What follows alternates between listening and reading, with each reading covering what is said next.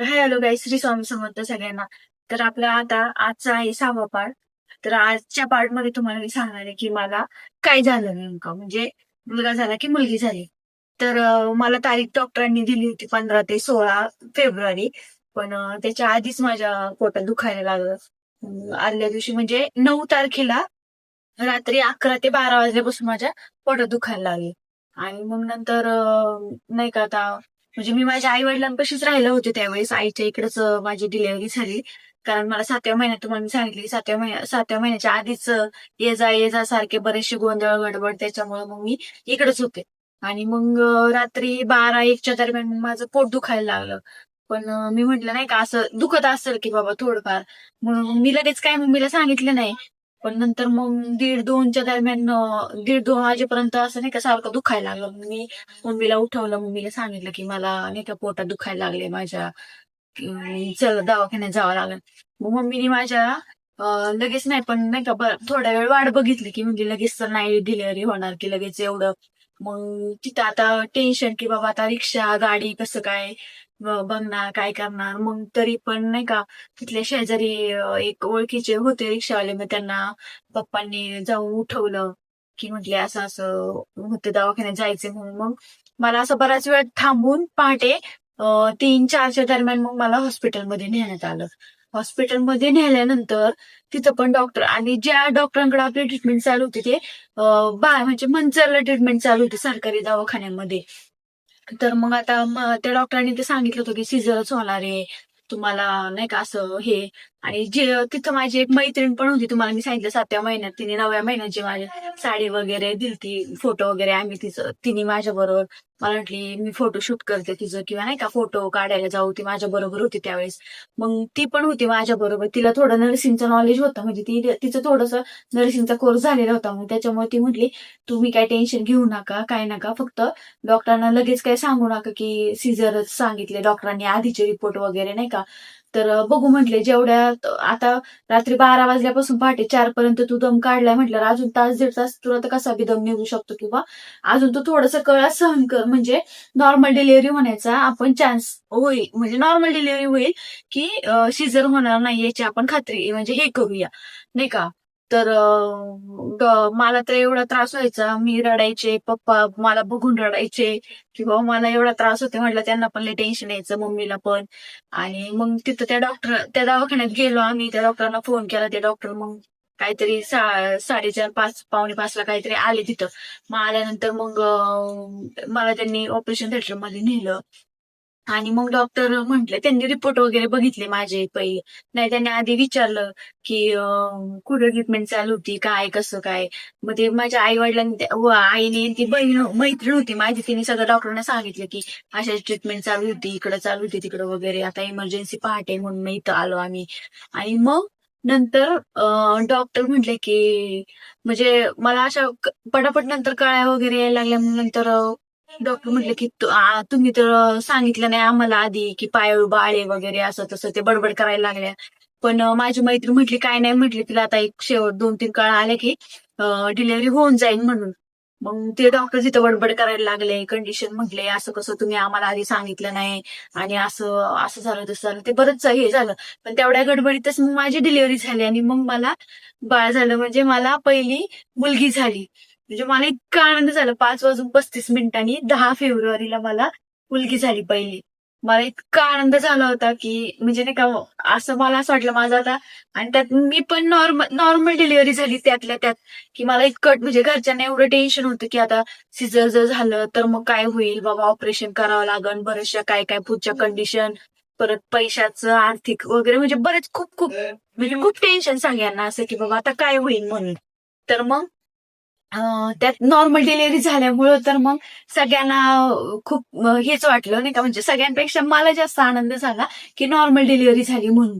की चला बाबा नॉर्मल तर झालं आता, म्हणजे 50% तरी माझं टेन्शन गेलेलं आहे की बाबा आई वडिलांना पण टेन्शन येणार नाही, आई वडिलांचं पण टेन्शन गेलं. त्यात पहिली मुलगी झाली, मग ते मला त्या गोष्टीचा खूप आनंद झाला होता त्यावेळेस की बाबा चला झालंय. आणि डिलिव्हरी झाली मस्त सकाळी 5:30 5:30च्या दरम्यान. आणि मग नंतर काय मला म्हणजे सीझर वगैरे नव्हतं झालं, त्याच्यामुळे मला काय एवढा त्रास नाही, काय नाही, काय नाही. म्हणजे मी जे जे काय 9 महिन्यात जे काय भोगलं होतं किंवा जो काय मी त्रास सहन केला होता, तो मला ते बाळ बघितल्यावर सगळा त्रास माझा दूर झाला. म्हणजे नाही का, म्हणजे जे काय म्हणतो ना आपण, की एखादी गोष्ट आपल्याला एखाद्या गोष्टीसाठी आपण खूप कष्ट करतो, खूप मेहनत करतो आणि ती गोष्ट आपल्या हातात आल्यावर जो आनंद होतो ना, तो आनंद मला त्यावेळेस झाला. मला खूप बरं वाटलं. मी मागचा पुढचा कोणत्या गोष्टीचा विचार केला नाही. मला डॉक्टरांनी बऱ्याचशा भीती सांगितल्या होत्या, की असं आहे, तसं आहे, तुझं सिझर होईल, तुला बाळपण हे झालंय. तर बरचसं काय काय होतं. पण ते जेव्हा मी बाळ बघितलं, मला डॉक्टरांनी बाळ हातात दिलं, त्यावेळेस मग मला म्हणजे तेव्हा मग मला माझा आनंद गगनात मावत नव्हता. म्हणजे खूप छान फिलिंग होतं त्यावेळेस. मला ते अजून पण आठवतं. मी नंतर डॉक्टरांना म्हणजे आईला माझ्या विचारलं, "बाळ बरं आहे ना? चांगलं आहे ना? हेल्दी आहे ना बाळ?" म्हणजे बाळ बरंच होतं. फक्त तिचं थोडंसं वजन कमी होतं. 2 किलो 400 ग्रॅम का 200 ग्रॅम अशीच ती भरली होती. फक्त वजनाला कमी भरली होती. फक्त डॉक्टर म्हटले, "खूप काळजी घ्यावी लागेल तुम्हाला, कारण बाळ खूप छोटं आहे वजनाला पण नाही का आणि दिसायला पण खूपच छान छोटं दिसतंय. त्याच्यामुळे तुम्ही जरा व्यवस्थित काळजी घ्या." आणि ते झालं.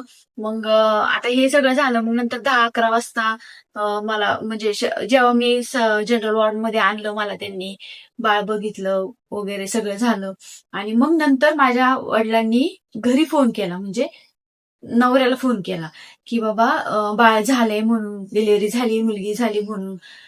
तर मुलगी झाली पण एखाद्या वडिलाला म्हणजे एखाद्या वडिलाला आपलं समजा आता बाळ झालंय, हे ऐकल्यानंतर किती आनंद झाला पाहिजे होता किंवा किती काय काय वाटलं पाहिजे होतं, तो त्याने यायला पाहिजे होतं.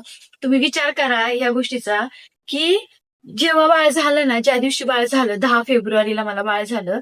पण तो मला भेटायला आणि म्हणजे ही फिलिंगच किती वेगळी असते, की नाही का बाळ झालंय आपल्याला आता. त्याच्यामध्ये आई आई होणं आणि वडील होणं हे पण खूप म्हणजे मी तर नशीबवान लोकांनाच आई-वडील होण्याचा एक आनंद असतो, एक नशीब असतं. म्हणजे त्यांचं कुठेतरी काहीतरी कर्म चांगले म्हणजे एखाद्या काही-काही लोकांना आई-वडील होण्यासाठी बाळाला हे करण्यासाठी किती प्रयत्न करतात, काय-काय करतात, किती संघर्ष असतो, काय-काय गोष्टींसाठी दवाखाना कुठं बाहेरचे ट्रीटमेंट बरचसं काय काय करतात, देवधर्म करतात, असं तसं बरेच म्हणजे काही लोकांना आहे ना खूप कष्ट केले तरी बी त्याचं फळ लवकर भेटत नाही किंवा खूप काही गोष्टीसाठी खूपच स्ट्रगल करायला लागतं, की सहसा त्या गोष्टी त्यांना भेटतच नाही. आता अ, माझी एक फ्रेंड आहे, तिला पण 10 ते 11 वर्ष झाले तिच्या लग्नाला. तिचे मिस्टर, ती देव, धर्म, परत तुम्हाला सांगते ते काय IVF वगैरे बरंच काय काय निघालंय. आता काय किती गोष्टी निघाल्या.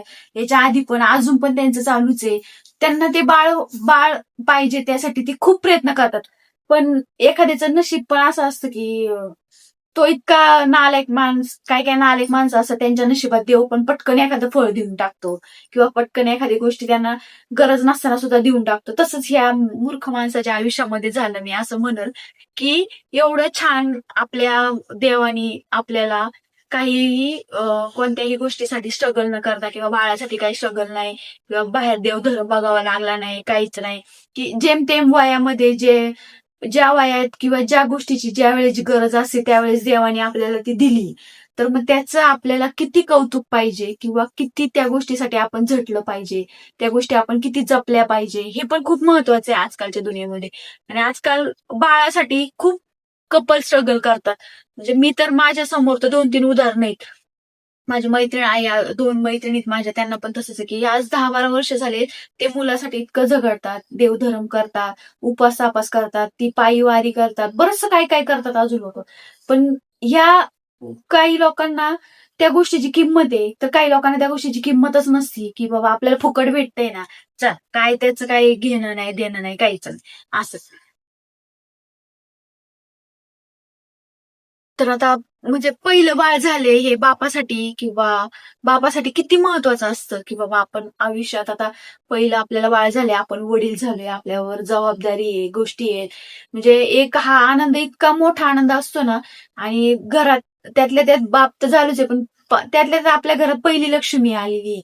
मग त्या लक्ष्मीसाठी किंवा तिच्यासाठी आपण किती धडपडलं पाहिजे, किती उत्सुकता, किती कौतुक पाहिजे त्या गोष्टीचं. असं त्याला असं म्हणजे त्याच्या बोलण्यावरनं बी नाही आणि कोणत्याच गोष्टीवर नाही. त्याला जेव्हा आम्ही कॉल केला वडिलांनी, मला वडील सांगत होते, मी कॉल केला बाबा त्याला की बाबा डिलिव्हरी झाली आता, आज सकाळी पहाटे 5:30 वाजता मुलगी झाली तुला. पण निदान माणसाच्या एका आवाजातून पण सगळ्या गोष्टी समजून जातात किंवा सगळ्या गोष्टी सांगण्याची किंवा बोलण्याची गरज पण नसते. पण त्याच्या त्या आवाजातून मला पप्पा सांगत होते की त्याच्या आवाजातून असं एवढंसं सुद्धा वाटलं नाही की त्याला 4 आणि पैशाचा सुद्धा आनंद झालाय म्हणून की बाबा तो वडील झालाय, त्याला मुलगी झाली पहिली म्हणून. असं काहीच नाही वाटलं त्याला. तर तो फक्त म्हटला हो हो ठीक आहे चालते, बरं असं तसं. आणि कधी येणार काय वगैरे हे विचारायच्या आधीच त्यांनी तो फोन पण कट केला आणि काहीच नाही बोलला तो पुढं. फोन ठेवल्यामुळे मग ह्यांनी पण काय परत रिटर्न कॉल केला नाही, काहीच नाही. मग त्या दिवशी डिलिव्हरी झाली तो दिवस. मग त्याला ते सांगितलं, आता त्यांनी त्या चुलत्यांना सांगितलं का नाही सांगितलं त्यांचं काय, त्यांचा सुद्धा मला कॉल आला नाही. डिलिव्हरी झाली ना त्यांचा सुद्धा कॉल आला नाही की त्यांनी मला सांगावं वगैरे. पण तरी माझ्या वडिलांनी एक जबाबदारी म्हणून किंवा त्यांची आहे बाबा कोणतरी म्हणून त्यांनी माझ्या वडिलांनी त्यांच्या घरच्या त्याच्या चुलत्यांना त्यांना फोन करून सांगितलं की मुलगी झाली म्हणून. तर आता मुलगी झाली ही गोष्ट समजा झाली. त्याच्या पुढच्या गोष्टी असतात की बाबा 5वी असती किंवा बाकीच्या बऱ्याचशा गोष्टी. आता ते झालं. मुलगी झाल्यानंतर जेव्हा मग मला घरी नेलं आणि मग आता ह्या गोष्टीचं त्याला फोन करून सांगितलं आम्ही मुलगी झाली वगैरे सगळं हे झालं. तर मग नंतर पप्पांना टेन्शन आलं की बाबा आता आपलं चुकलं कुठं, आपण एवढं डिलिव्हरी म्हणजे हे इथपर्यंत आणलंय. आता आनंदाचा क्षण आहे, बाकीच्या सगळ्या गोष्टी विसरून जायच्या आहेत आपल्याला. म्हणून त्यांनी एवढं आपुलकीने कौतुकाने फोन करून सांगितलं, पण त्याच्यावर त्याचा काहीच रिस्पॉन्स नाही. मग आता ते झालं दिवसभर, ते तर त्यांना टेन्शन होतंच. त्यांनी मला सांगितलं ते मला पण टेन्शन यायला लागलं की बाबा आता कसं काय. बरं ते झालं, पण आता मला आता नेमकं डिलिव्हरी झाली, नॉर्मल डिलिव्हरी झाली, काही टेन्शन नाही काय नाही. बाळाला पण काय म्हणजे प्रॉब्लेम नव्हता, व्यवस्थित बाळ होतं, मी पण व्यवस्थित होते. म्हणून आता डिस्चार्ज द्यायचा. संध्याकाळी त्यांनी मला सोडलं. पण इतकं टेन्शन त्यावेळेस की बाबा आता बिल कसं भरायचं. आणि प्रायव्हेट दवाखान्यामध्ये बिल जास्तच येतं, तुम्हाला माहिती आहे. सरकारी वगैरे असलं तर ठीक आहे, पण प्रायव्हेटमध्ये ते तिथली त्यांची फीज वगैरे हे बरंच. आणि त्यातल्या त्यात माझी ट्रीटमेंट त्या दवाखान्यात नव्हती, त्याच्यामुळे त्यांनी ते डबल बिल काढल्यासारखं केलं. मग आता ते बिल कसं भरायचं. त्याला फोन केला तर तो तर म्हणजे नाही का, आधी आपण त्याला फोन करून सांगितलं होतं की डिलिव्हरी झाली, बाळ झाले म्हणून. त्यावेळेस त्यांनी काही रिस्पॉन्स दिला नाही, तो व्यवस्थित बोललाच नाही. मग आता काय करायचं. आणि त्यातल्या त्यात वडील नुकतेच आजारातून बरे झाले होते, त्याच्यामुळे त्यांचा पण तो बराचसा खर्च झालेला होता. त्यांच्याकडे पण पैशाची जरा चणचणच होती. मग आता काय करायचं. हा खूप मोठा प्रश्न होता त्यावेळेस पण की बाबा जेमतेम जास्त नव्हतं बिल, थोडंच होतं, पण ते पण भरण्यासाठी त्यासाठी पण किती स्ट्रगल करावं लागलं आई वडिलांना माझ्या, किती सहन करावं लागलं.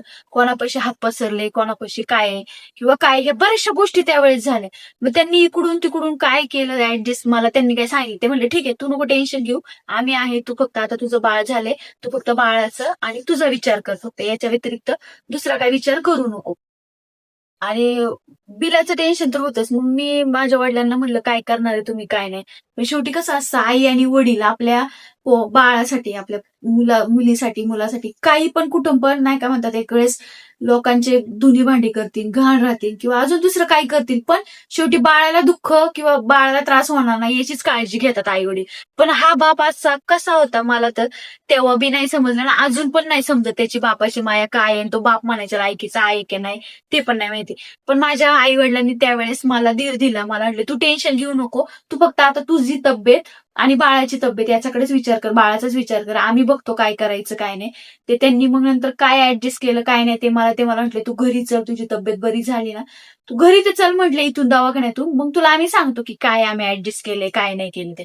तर मी म्हटलं ठीक आहे चालते. मग त्यांनी ते बिल इकडून तिकडून काहीतरी करून ऍडजस्ट केलं आणि मग मला घरी नेलं. घरी नेल्यानंतर सुद्धा माझे वडील, मला अजूनही तो क्षण आठवतो की माझे वडील इतके ढसाढसा रडत होते त्यावेळेस की त्यांना असं वाटत होतं की बाबा की नाही का म्हणजे एवढं तू त्रास सहन केला, त्याच्या डिलिव्हरीत पण तुला एवढा त्रास झाला, त्याच्यातून पण आम्हाला भीती वाटायची. वडील असे म्हणजे जनरल म्हणजे ऑपरेशन थिएटर होतं ना त्याच्या बाहेरच उभे होते ते, मला त्यांचा आवाज पण यायचा ऐकायला किंवा बोलायचे ते किंवा बरीच ना तू, दम काढ, थांब जरा, शांत हो, असं म्हणजे त्यांचा आवाज यायचा मला. ते बोलायचे माझ्या बरोबर त्यावेळेस तिथं असताना डिलिव्हरीच्या ह्याच्यामध्ये. इतके रडले होते त्यावेळेस ते प्रमाणाच्या बाहेर. म्हणजे मला तो क्षण अजून पण आठवतो ना, अजून पण मला ते हळहळ वाटते की बाबा एक बाप म्हणजे बापाची जागा कुणीच नाही घेऊ शकत आयुष्यामध्ये. कुणी किती जरी काही जरी केलं ना, तर बाप शेवटी बापच असतो आपला.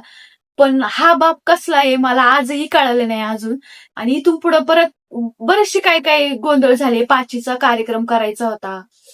पण आता हा व्हिडिओ पण खूप मोठा होतोय आणि इमोशनल पण होतोय. मला हे जे मी तुम्हाला कहाणी सांगते, मला त्याच्यामध्ये रडायचं नाहीये अजिबात. मी रडणार नाहीये. कारण मी आता त्या दिवसापासून आतापर्यंत जे स्ट्रगल केले ना, ते खूप म्हणजे भयंकर आहे माझ्यासाठी. मला फक्त ते रडून नाही सांगायचं कोणाला, की मी ते खंबीरपणे सहन केले आणि खंबीरपणे उभी राहिली या स्ट्रगलमध्ये. मला एवढं सांगायचं. त्यासाठी मी तुम्हाला माझ्या सगळ्या गोष्टी सांगते. फक्त मी रडून सांगणार नाहीये. एवढंच मला म्हणायचंय. तर पुढचा जर तुम्हाला माझा पार्ट ऐकायचा असेल, 5ला पण काय गोंधळ झाला, तेव्हा पण खूप मोठे गोंधळ झाले. ते ऐकायचं असेल तर आपल्या चॅनलला सबस्क्राईब करायला विसरायचं नाही. आपली पूर्ण कहाणी बघायची. कंटिन्यू कहाणी बघा, स्किप करू नका. खूप इंटरेस्टिंग पार्ट आहेत पुढचे पण अजून. तर धन्यवाद.